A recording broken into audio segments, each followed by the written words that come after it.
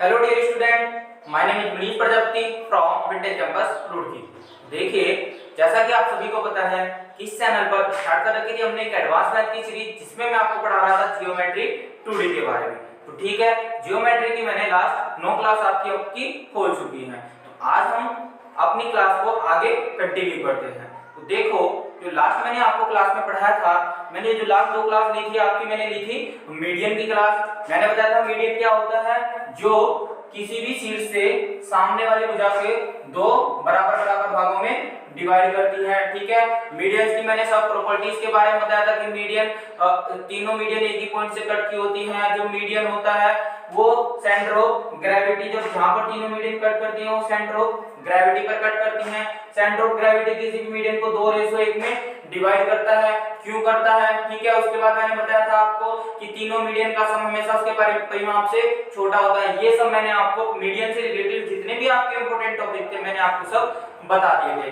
अगर किसी ने वो क्लास नहीं देखी हो तो आप डिस्क्रिप्शन बॉक्स में लिंक है, वहां से जाके वो क्लास देख सकता है। देखो, जो भी नए बच्चे हमारे इस चैनल से जुड़ रहे हैं वो क्या करें, पुरानी वीडियो को भी जरूर देख लें, क्योंकि जैसे जैसे आगे कोर्स बढ़ता जा रहा है तो वो सब पुरानी ही लेक्चर से रिलेट करता है, इसलिए आप पहले पुरानी वीडियो को भी देख लें। तो देखो, स्टार्ट करते हैं आज हम इससे आगे का टॉपिक। देखो, इससे आगे का टॉपिक में हम पढ़ेंगे साइड पर परपेंडिकुलर बाइसेक्टर के बारे में।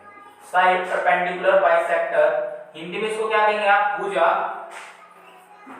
भुजा लंब भाजक,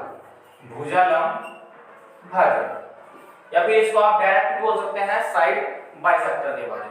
ठीक है, देखो आपने पहले पढ़ा था एंगल बाइसेक्टर। एंगल बाइसेक्टर क्या होता है? जो किसी भी एंगल को दो बराबर बराबर भागों में डिवाइड करता है। हमने मान लिया टोटल एंगल आपका 70 तो ये 35 डिग्री और ये भी आपका 35 डिग्री। ठीक है, लेकिन अब एक चीज देखो, आप जब आपने एंगल बाइसेक्टर पढ़ा तो अगर किसी भी एंगल के कितने बाइसेक्टर पॉसिबल है? किसी भी एंगल के कितने बाइसेक्टर पॉसिबल है?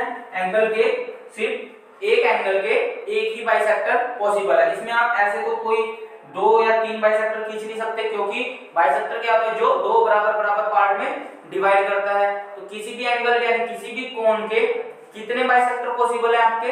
सिर्फ एक। ठीक है, लेकिन अगर मैं किसी लाइन का बाइसेक्ट करूं, मैंने किसी लाइन को दो इक्वल पार्ट में डिवाइड किया, तो मैं एक लाइन ऐसे भी ड्रॉ कर सकता हूं। ठीक है, मैं इसको ऐसे भी ड्रॉ कर सकता हूं, मैं इसको ऐसे भी ड्रॉ कर सकता हूं। ठीक है, मैं इसको ऐसे कैसे भी, मतलब मैं कितनी भी लाइन से इसको बाइसेक्ट कर सकता हूं अलग अलग एंगल पर। ठीक है, इसलिए मैंने टॉपिक का नाम साइड बाइसेक्टर यानी कि भुजा समद्वि भाजक ना डाल के मैंने साइड परपेंडिकुलर बाइसेक्टर डाला है, क्योंकि हम क्या पढ़ेंगे, हम इसमें पढ़ेंगे ओनली जो किसी भी साइड को दो इक्वल पार्ट में डिवाइड करता है, और वो क्या होना चाहिए? लंब होना चाहिए, यानी कि 90 डिग्री पर होना चाहिए। तो इसलिए मैंने इस टॉपिक का नाम डाला है साइड परपेंडिकुलर बाइसेक्टर। समझ आया? इंट्रोडक्शन समझ में आया कि क्या हम पढ़ने वाले हैं? ठीक है, तो देखो, साइड मैंने अभी बताया आपको कि भुजा लंब भाजक, मैं बोलूंगा इसको भुजा समद्वि भाजक। क्या होता है? जो किसी भी भुजा को दो इक्वली पार्ट में डिवाइड करता है। देखो, हम ट्रायंगल पढ़ रहे थे, ट्रायंगल में क्या होता है आपका? ट्रायंगल में आपका क्या होता है? सिर्फ दो ही चीज से तो ट्रायंगल बनता है। एक तो उसमें क्या होते हैं आपके एंगल होते हैं, या फिर उसमें आपकी साइड होती है। दो ही तो चीज होती है, एक एंगल और एक साइड। तो देखो, एंगल को डिवाइड करने वाला हमने पढ़ लिया था कि एंगल को दो बराबर बराबर भागों में डिवाइड करने वाला क्या होता है? Angle bisector. अब हम पढ़ेंगे साइड को दो बराबर बराबर भागों में डिवाइड करने वाला क्या होगा? आपका साइड बाइसेक्टर। ठीक है, अब देखो, एंगल बाइसेक्टर जहां पर भी तीनों एंगल बाइसेक्टर आपके कट कर रहे थे, वहां पर क्या बनना था आपका? अंतः केंद्र, इन सेंटर, जहां पे इंटरनल आपके एंगल बाइसेक्टर कट कर रहे थे, और जहां पर आपके एक्सटर्नल बाइसेक्टर से कट कर रहे थे वहां पर क्या बनना था आपका? X centre. ठीक है, ये इन सेंटर था, ये आपका एक्स सेंटर था। ठीक है, इन सेंटर से बनने वाला जो सर्कल था आपका वो अंत्य केंद्र था, और जो एक्स सेंटर से बनने वाला सर्कल था वो आपका बही केंद्र था, बही वर्ग था। समझ आया था? ये सब आपको पुरानी वीडियो में मिल जाएगा और ऐसे ही आपका रिवाइज भी मैं बार बार टॉपिक के साथ करता चलूंगा। ठीक है, तो ये सब था। लेकिन अब जो हम पढ़ेंगे, आज जो हमारा टॉपिक आएगा उसमें हम पढ़ेंगे किसी भी त्रिभुज में हम कैसे भुजा समद्विभाजक या फिर साइड बाइसेक्टर ड्रॉ करेंगे। देखो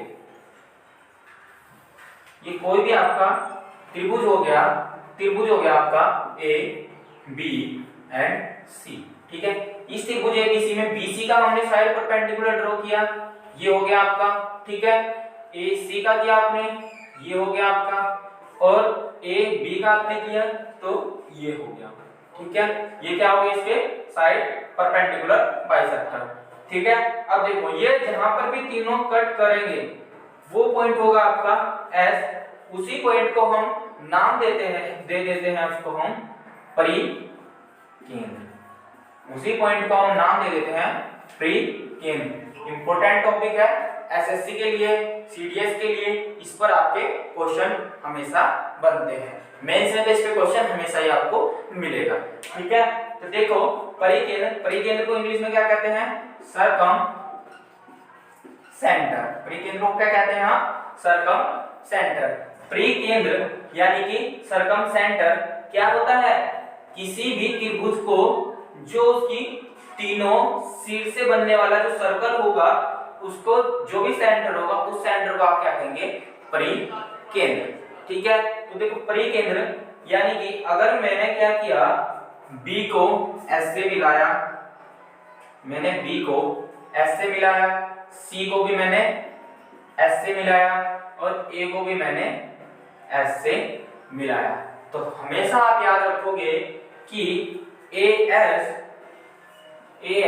बराबर होगा आपका BS के और बराबर होगा आपका CS के। AS बराबर होगा आपका BS के, बराबर होगा आपका CS के, और यही बराबर होता है आपका R यानी कि रेडियस के। समझ आइए बात? हमेशा किसी भी त्रिभुज का जो परिकेंद्र होगा उसके अगर हम उसके शीर्ष को मिलाएंगे तो वो तीनों शीर्ष और उसके परिकेंद्र के जो बीच की डिस्टेंस होगी वो हमेशा इक्वल होगी। अब मैंने एक चीज बताई आपको कि तीन इक्वल पॉइंट है आपके, ये मैंने बताया आपको कि तीन आपके कोई इक्वल पॉइंट है, ये भी यहाँ पे आपका हो गया, ये भी आर हो गया, ये भी आर हो गया, ये सेंटर हो गया। मैंने इस सेंटर को लेके इस आर की मैंने सर्कल ड्रॉ किया तो वो क्या होगा? वो इन तीनों पॉइंट से क्या होगा? पास होगा। समझ आया? जब तीनों डिस्टेंस सेम है यानी कि रेडियस सेम है तो ये क्या बनेगा? आपका सर्कल बनेगा। ठीक है, तो अगर मैं इस वाले त्रिभुज में इस आर रेडियस को लेकर एक सर्कल ड्रॉ करूं मैं अपना, तो वो क्या होगा? वो आपका इन तीनों सिर से आपका पास होगा। वो जो सर्कल होगा आपका तीनों सिर से पास होगा और उसी सर्कल को आप क्या कहेंगे? परिवर्त। उसी सर्कल को आप क्या कहेंगे? परिवर्त। ठीक है, देखिए मैं सब इसमें आपको बताऊंगा कि ये तीनों लाइन आपकी सेम क्यों होती हैं इनकी। ठीक है, मैं इसमें आपको एक चीज और बताऊंगा कि ये तीनों एक ही सेंटर से क्यों पास होती हैं। ठीक है, तो देखो एक एक चीज हम समझते हैं।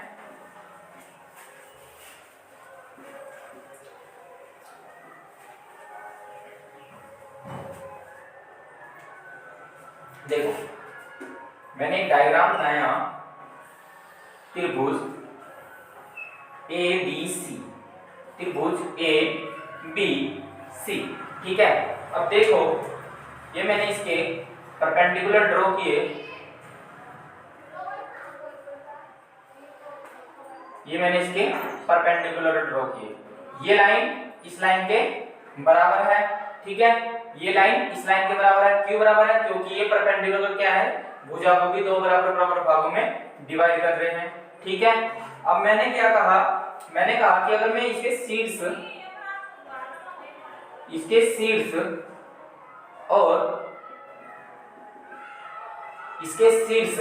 और मैंने इसके परिकेंद्र को मैंने मिलाया, मैंने इसके शीर्ष और इसके परिकेंद्र को मिलाया, तो मुझे प्रूव करना है। देखो मुझे प्रूव क्या करना है? मुझे प्रूव करना है कि BS बराबर होती है आपकी SC के, या फिर अगर मैं यहां से भी मिला दूं तो बराबर होती है आपकी AS के। तो ये क्यों होती है ये बात मुझे प्रूव करनी है। देखो समरूपता का नियम, किसी भी त्रिभुज में समरूपता यानी कि कॉन्ग्रुएंसी और कॉन्ग्रुएंट का नियम, वो मैं आने वाली क्लास में आपको बहुत एक्सप्लेन करके बताऊंगा कि समरूप की क्या प्रॉपर्टी होती है और समरूपता की। लेकिन अभी के लिए सिर्फ जितना आपको यूज होगा मैं आपको बताता हूं कि देखो अगर कोई भी त्रिभुज है आपका, मैंने एक त्रिभुज ऐसे लिया, एक लाइन है आपकी ए बी, उसकी बिल्कुल हमने मिडिल से एक लाइन ड्रॉ की इस तरीके से, ठीक है। ये एंगल हो गया आपका 90 डिग्री। देखो ध्यान से समझते रहना मैं क्या बताने वाला हूं आपका। ये मैंने ले लिया m, आपका am बराबर है bm के, ये लाइन आपकी इस लाइन के बराबर है। क्यों बराबर है? क्योंकि ये इसका क्या है, बाइसेक्टर है। तो देखो याद रखना, अगर मैं इस पॉइंट से अपने इस पॉइंट को मिलाऊंगा, ठीक है, और इसी पॉइंट से मैंने इस पॉइंट को मिला दिया, ठीक है, तो हमेशा जो ये आपका ये लाइन होगी वो हमेशा आपकी इस लाइन के इक्वल होगी। जो ये लाइन होगी आपकी AS वो हमेशा SB के इक्वल होगी। यही तो बात प्रूव करनी है।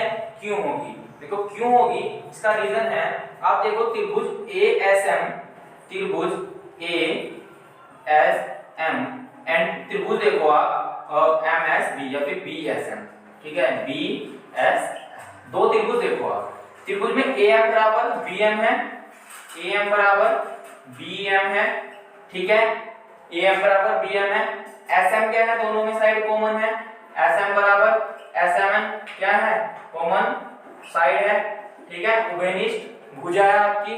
उसके बाद एंगल SMB, एंगल SMB बराबर किसके, एंगल SMA के बराबर, एंगल SMA के, क्योंकि जब ये 90 है तो ये भी 90 होगा आपका, ठीक है। तो SAS rule, side angle side, अगर किसी भी त्रिभुज की दो साइड इक्वल हो और एक एंगल इक्वल हो, दो साइड इक्वल है और एक आपका एंगल इक्वल है, तो वो त्रिभुज क्या होंगे, आपस में कॉन्ग्रुएंट होंगे, समरूप त्रिभुज होंगे, ठीक है। और समरूप त्रिभुज की प्रॉपर्टी क्या होती है कि उसकी तीनों भुजाएं फिर क्या हो जाती हैं, बराबर हो जाती हैं, उसकी बची हुई जो भी भुजा होंगी वो भी क्या होंगी, बराबर होंगी। तो यानी कि समरूप त्रिभुज की प्रॉपर्टी से क्या होगा, AS बराबर हो जाएगा आपका SB के, AS बराबर हो जाएगा आपका SB के, ठीक है। समझ आया यहां तक? अगर ऐसे भी अभी आपको समरूप त्रिभुज नहीं समझ में आता है तो आप इसे पाइथागोरस लगा के भी देखो। अगर मैंने AM को ले लिया x तो ये भी आपका x होगा, ये मैंने y ले लिया, ठीक है। मैं त्रिभुज ASM में पाइथागोरस लगाऊंगा तो इसकी डायमेंशन कितनी होगी, √x² + y², और ये कितनी होगी, ये भी √x² + y², ठीक है। अब दोनों क्या है, सेम नहीं है, दोनों आपकी पाइथागोरस से भी सेम आ गई। इसलिए किसी भी त्रिभुज में जब ये वाली कंडीशन, ये मैं यहां से यहां लाइन ड्रॉ कर दूं, ये मैं यहां से यहां लाइन ड्रॉ कर दूं, ऐसी कंडीशन जब भी होगी तो दोनों क्या होंगे, ये वाली साइड इस वाली साइड के हमेशा क्या होगी, इक्वल होगी, ठीक है। तो यहां पे देखो आप, अगर हम यही चीज त्रिभुज BS, ये मैंने M मान लिया, तो BSM और SMC में ये वाली लाइन क्या होगी, इस वाली लाइन के इक्वल हो जाएगी, ठीक है। सेम आप लगाओगे त्रिभुज CSN और SNA में, तो ये वाली साइड इस वाली साइड के इक्वल हो जाएगी, और इस त्रिभुज में लगाने से ये वाली साइड इस वाली साइड के इक्वल हो जाएगी। और यही तो बात मैंने प्रूफ करनी थी कि तीनों साइड क्या है, बराबर है, तीनों साइड क्या हो गई आपकी, बराबर, यानी कि ये भी साइड आपकी क्या हो गई, R हो गई, ये भी आपकी R हो गई और ये भी आपकी R हो गई, ठीक है। तो तीनों साइड क्या हो गई, बराबर हो गई। और किसी भी त्रिभुज की अगर हमने तीनों साइड बराबर कर दी और इसको मैंने सेंटर लिया, तो जो भी हमारा सर्कल हमने कितनी रेडियस ली, तो सर्कल क्या होगा, इन तीनों से क्या होगा, आपका पास होगा, और उसी सर्कल को आप क्या कहोगे, उसी सर्कल को आप क्या कहोगे, परिवर्त, इसी सर्कल को आप क्या कहोगे, परिवर्त। समझ आया परिवर्त क्या होता है, ठीक है। परिकेंद्र को से खींचा गया आपका सर्कल परिवर्त होता है, जो किसी त्रिभुज की तीनों शीर्षों को क्या करता है, स्पर्श करके जाता है, ठीक है। समझ आया यहां तक? अभी तक कोई डाउट है?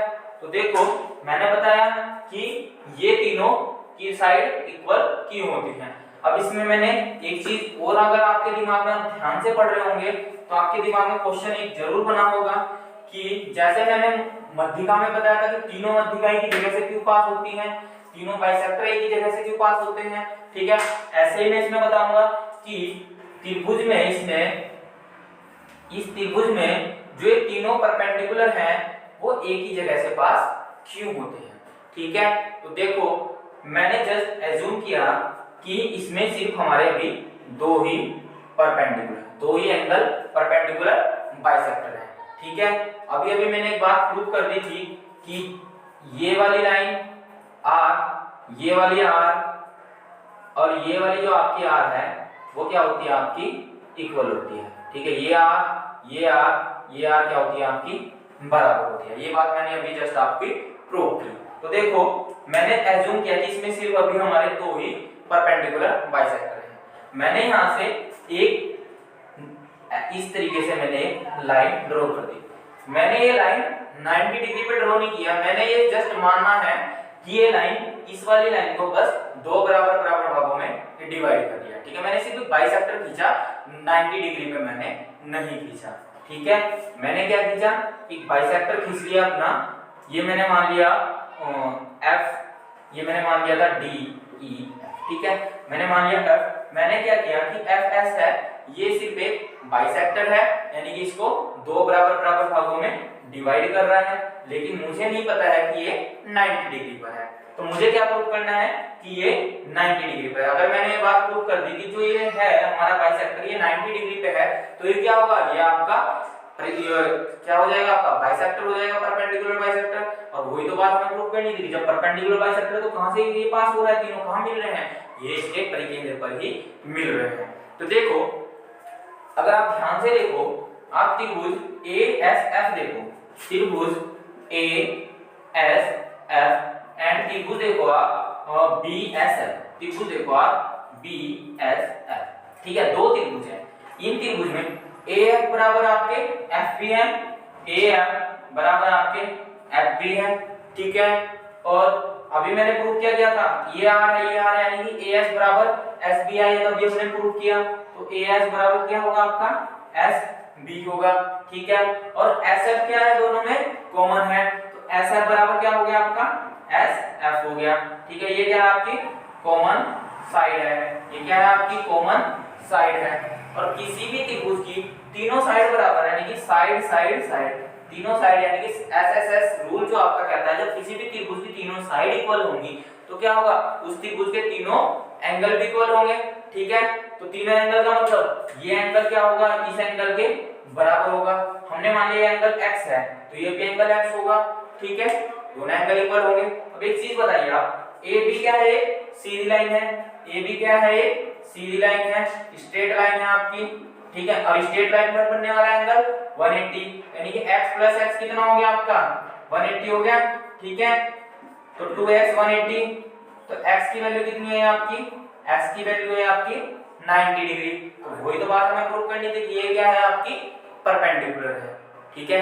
हो गई दोनों आपके डाउट क्लियर, रीजन पता लग गया क्यों आपकी दोनों लाइन r इक्वल होती है और क्यों ये तीनों आपकी एक ही जगह से पास होती है। देखिए परिकेंद्र से मैं आपको इतना बता दूंगा कि अगर आप मेंस का भी पेपर उठाओगे इस लेक्चर के बाद, तो आप उसका भी क्वेश्चन आज ही से लगा दोगे, ठीक है। तो देखो समझ आए यहाँ तक, सब क्लियर है। साथ ही साथ आप नोट्स जरूर बनाते चले। मैं बार बार एक चीज रिपीट करता हूँ कि आप नोट्स बनाएं, क्योंकि जब आप एग्जाम टाइम आएगा आप वीडियो को, इतनी वीडियो आप बार बार नहीं देख सकते, लेकिन आप 2-3 दिन में अपने नोट्स कंप्लीट देख सकते हो। अपने हैंड रिटन नोट्स तैयार कीजिए, ठीक है। देखो आगे बढ़ते हैं इसी टॉपिक में।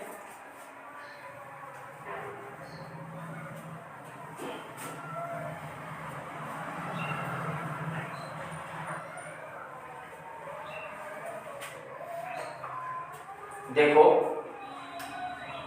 अब जैसे कि कोई भी आपका त्रिभुज हो गया,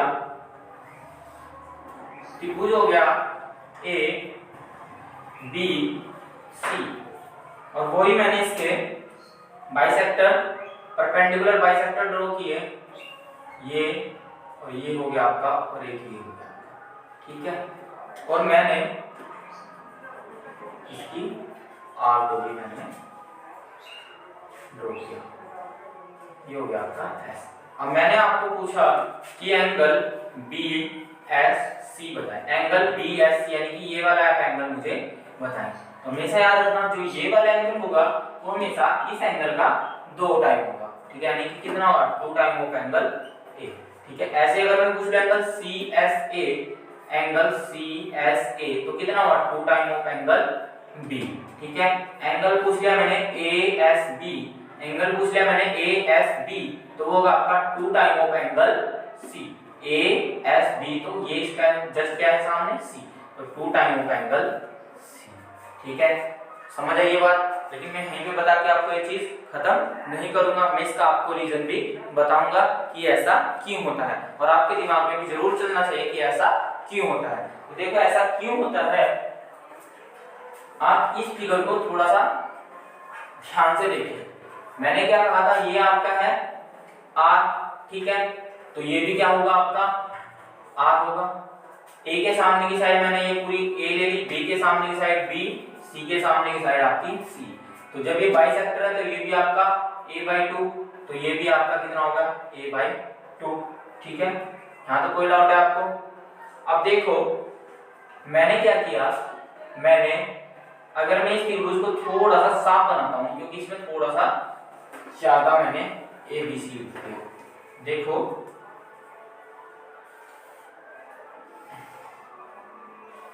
ये हो गया आपका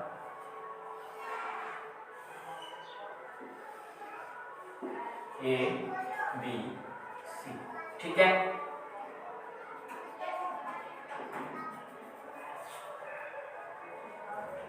ये हो गया आपका S। अब एक चीज देखिए, ये हो गई इसकी R, ये भी हो गई R। अब एक चीज देखो, आप त्रिभुज को देखो ध्यान से ASC को, आप त्रिभुज को देखो ASC को ध्यान से देखिए। ASC में ये भी आपकी R है, ये भी आपकी R है, यानी कि त्रिभुज ASC को अगर मैं ऐसे ड्रॉ करके दिखाऊं आपको, ये हो गया मेरा S, ये हो गया AC, ये भी आपकी R हो गई, ये भी आपकी R हो गई। किसी भी त्रिभुज की दो भुजा जब बराबर होती हैं तो कौन सा त्रिभुज होता है, इक्विलैटरल त्रिभुज, इक्विलैटरल एंगल त्रिभुज होता है, यानी कि समद्विबाहु त्रिभुज होता है। समद्विबाहु त्रिभुज की क्या प्रॉपर्टी होता है, ये एंगल इस एंगल के बराबर होता है, यानी कि एंगल A कितना हो गया x, अगर हमने एंगल A को x लिया तो एंगल C भी कितना होगा आपका x होगा। समझ में आया, समद्विबाहु त्रिभुज के दोनों जोन सी साइड बराबर होती हैं, उन पर बनने वाले कोण भी आपके बराबर होते हैं, यानी कि एंगल A अगर मैंने x ले लिया तो मेरा एंगल C भी कितना होगा x होगा। हाँ तो कोई डाउट है, ठीक है। जस्ट मैंने इस वाले त्रिभुज ASB में लिया, मैंने एंगल A को ले लिया y, तो ये भी मेरा एंगल भी क्या होगा y होगा।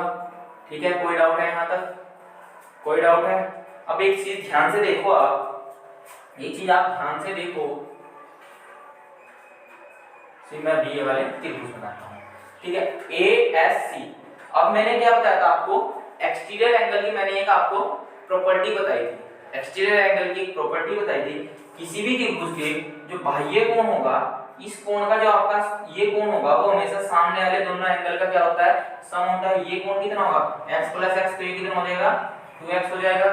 ठीक है, अगर मैं क्या ले लूं, मैंने एंगल y ले लिया तो xy, ठीक है, तो ये वाला जो अगर मैं एंगल पूछ ले कितना होगा x + y हो जाएगा, या फिर ये वाला भी एंगल आपका x + y हो जाएगा। यानी कि एक्सटीरियर एंगल क्या होता है आपका सामने वाले एंगल का सम होता है। ठीक है, अब देखो ये x है, त्रिभुज आप ASC में देखो, ये x है, ये x है, अगर मैं इसका ये एक्सटीरियर एंगल ड्रॉ करूं तो ये वाला एंगल कितना होगा, ये वाला एंगल कितना हो जाएगा आपका 2x हो जाएगा। समझ आया यहाँ तक, ये वाला एंगल कितना हो जाएगा आपका 2x हो जाएगा।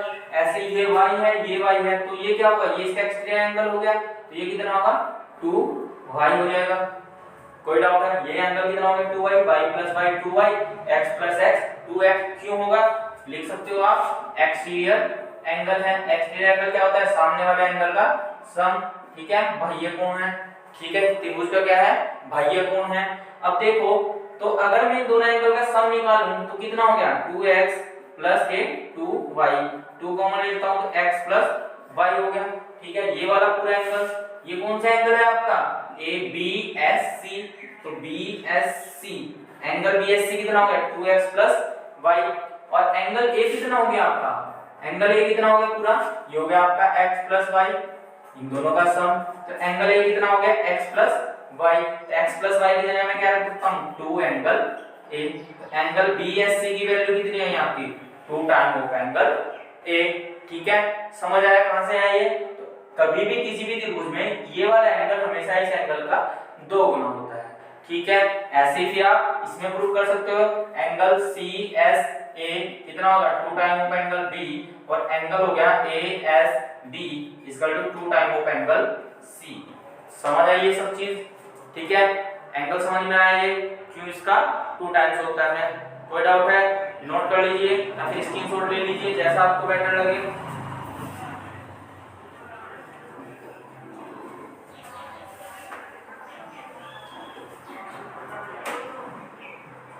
अब नेक्स्ट जो आप टॉपिक डालोगे, टॉपिक है आपका परिकेंद्र की त्रिज्या। परिकेंद्र की त्रिज्या ने जो हम बार बार वो r लिख रहे थे, वो r की वैल्यू अगर आपसे पूछ ले तो वो कैसे निकालोगे? परिकेंद्र यानी कि क्या होता है? सर्कम सेंटर की radius of circum centre, English वाले रेडियस ऑफ सर्कम सेंटर। ठीक है, रेडियस ऑफ सर्कम सेंटर। देखो रेडियस ऑफ सर्कम सेंटर क्या होती है? अगर मैं डायरेक्ट आपको बताऊं कि मैं आपको बताता हूं किसी भी त्रिभुज में, मैंने आपको बताया कि बार बार कि लंब समद्विभाजक क्या होता है? जहां पर तीनों इसके लंब मिलते हैं, ठीक है, वो लंब समद्विभाजक और मिलते हैं तो वहां पर क्या होता है? आपका परिकेंद्र बनता है। ठीक है, और परिकेंद्र से अगर हम उसके शीर्ष को मिला दें, ठीक है, ये तो तीनों लाइनें क्या हो जाती हैं उसकी r, ये होती है उसकी त्रिज्या। ठीक है, ये होती है उसकी त्रिज्या, और इन तीनों को मिलाकर इसके शीर्ष से पास होने वाला जो सर्कल होता है वो होता है आपका परिवर्त होता है। ये क्या होता है? आपका परिवर्त। बार बार मैं यही बात आपके सामने रिपीट कर रहा हूं। तो देखो इस r की वैल्यू अगर आपसे पूछ ले, आपको ये तीनों साइड दे दी किसी भी त्रिभुज की, और इस r की वैल्यू आपसे पूछ ली तो आप कैसे निकालोगे इस r की वैल्यू? r का जो डायरेक्ट फार्मूला अगर मैं बताऊं तो होता है आपका a b c अपॉन में 4 टाइम ऑफ त्रिभुज का एरिया। ट्रायंगल जहां भी मैं आपको ऐसे ट्रायंगल बना दूंगा तो उस फॉर्मूले में किसी में भी तो उसका मीन क्या रखना? Area of triangle A B C. ठीक है, और एबीसी क्या है? इस ट्रायंगल की साइड है। एबीसी क्या है? साइड ऑफ ट्रायंगल है, साइड ऑफ ट्रायंगल है। ठीक है, एबीसी क्या है? त्रिभुज की भुजाएं हैं। तो r की जो वैल्यू होगी वो होगी a/c upon 4 time of area. ठीक है, लेकिन देखो क्वेश्चन आया आपके दिमाग में कि ऐसा ही क्यों होता है, कहां से फॉर्मूला आया? ठीक है, तो वो चीज मैं आपको अभी प्रूव करके बताऊंगा कि ये फॉर्मूला आपका कहां से आया। देखो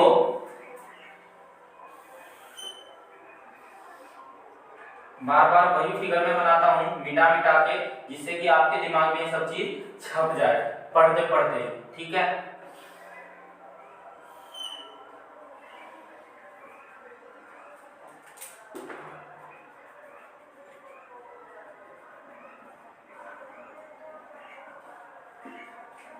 ए बी सी, ए के सामने वाली साइड ए, बी के सामने वाली साइड बी, और सी के सामने वाली साइड सी।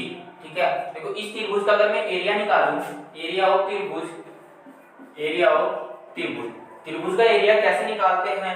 त्रिभुज के एरिया का फॉर्मूला होता है जब आपको साइड दी हो और उसके एंगल दिए हों, तो त्रिभुज के एरिया का जो फॉर्मूला होता है वो होता है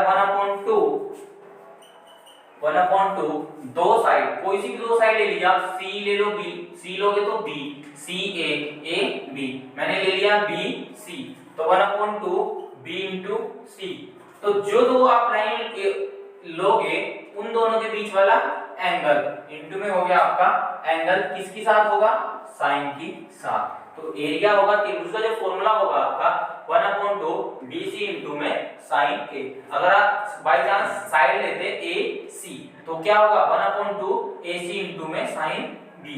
आपने ले ली ए बी तो 1/2 AB इंटू में साइन सी। ठीक है, ये आपका फॉर्मूला होता है। ये मैं प्रूव करके बताऊंगा आपको मेंसुरेशन में कि ये आपका फॉर्मूला कहां से आया है। अभी के लिए जस्ट आप याद रख लीजिए। ठीक है, ये आपका किसी भी त्रिभुज का एरिया निकालने का फॉर्मूला होता है। ठीक है, और मैंने आपको सेकंड या थर्ड लेक्चर में साइन रूल बताया था। साइन रूल क्या होता है आपका? साइन रूल होता है आपका a upon sine A, a upon में साइन ए इक्वल टू होता है b अपॉन में साइन b इक्वल टू होता है c अपॉन में साइन c इक्वल टू होता है 2r के। ठीक है, तो यहां से अगर मैं फर्स्ट वाले को फोर्थ वाले से कंपेयर करूं तो a अपॉन में साइन a की वैल्यू कितनी है आपकी?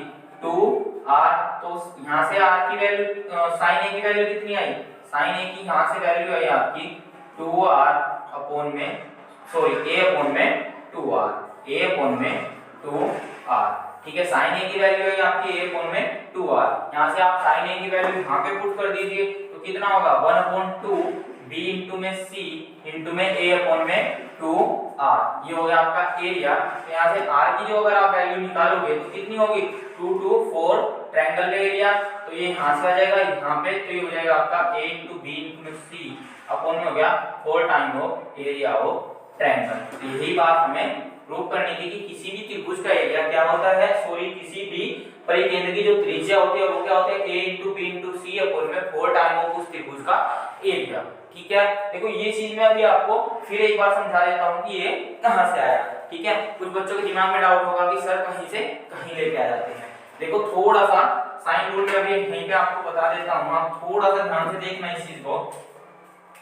देखो ये हो गया, अगर मैं इस त्रिभुज BSC की बात करूं, BSC की मैंने अभी आपको बताया था कि ये एंगल कितना होगा आपका, ये एंगल होगा आपका 2 टाइम ऑफ एंगल है। ठीक है, ये एंगल कितना होगा 2 टाइम ऑफ एंगल है। तो यानी कि ये एंगल कितना हो जाएगा, अगर मैं इस एंगल की बात करूं तो ये एंगल A, ये भी एंगल A। ठीक है, ये एंगल है, ये एंगल है। क्यों होगा, दोनों एंगल बराबर क्यों होंगे, देखो ये है आपका, मैंने मान लिया है ये इसके बराबर है। ठीक है, ये इसके बराबर है। ठीक है, और ये साइड इक्वल है। तो S की प्रॉपर्टी से क्या हो गया, ये त्रिभुज क्या हो गया आपके समरूप त्रिभुज हो गए। समरूप त्रिभुज हो गए तो क्या होगा, तीनों कोण बराबर होंगे। ये 90 ये 90 तो ये 2 है, तो दोनों कोण बराबर होंगे, तो एंगल है एंगल है। समझ आई यहाँ तक आपको बात। ठीक है, ये पूरी लाइन है आपकी A, तो ये हो गई आपकी a/2, ये भी हो गई आपकी a/2 और ये कितनी है r है। ठीक है, अब देखो आप त्रिभुज SMC में, त्रिभुज SMC में आप लगा दो साइन A, आप लगा दो साइन A। देखो मैंने क्या बताया था, कोण के सामने वाला क्या होता है आपका परपेंडिकुलर होता है। ठीक है, तो कोण मैंने साइन किसके साथ ले रहा हूं, A के साथ, साइन A के साथ। तो A के सामने वाली भुजा क्या होगी आपकी लंब हो जाएगी, सबसे बड़ी कर्ण, और ये हो जाएगा आपका आधा। तो साइन A क्या होता है लंब बटे कर्ण। तो लंब कितना है a/2, तो a/2 और कर्ण कितना है आपका अपॉन में r। ठीक है, अपॉन में 1, इसकी यहाँ मल्टीप्लाई इसकी यहाँ, तो साइन A की वैल्यू कितनी आई, साइन A की वैल्यू कितनी आई a/2r। ठीक है, तो मैंने वही साइन A की वैल्यू क्या पुट की थी a/2r, और वहीं से साइन रूल बन गया। तो यहाँ से अगर मैं 2r की वैल्यू कितनी निकलेगी हमारी a/sin। तो यही तो साइन रूल था, 2r a/sin है। तो यही सबसे आपका साइन रूल बना है। बाकी ये मैंने आपको पहले भी प्रूव कराया था और आगे भी मैं इसको अच्छे से मेंसुरेशन में आपको प्रूव कराऊंगा। ठीक है, तो समझ आया, किसी भी परिकेंद्र की जो त्रिज्या होती है वो क्या होती है ABC अपॉन में 4 टाइम ऑफ एरिया। ठीक है, यहाँ तक कोई डाउट है अब तक आपको। ठीक है, तो आगे बढ़ते हैं।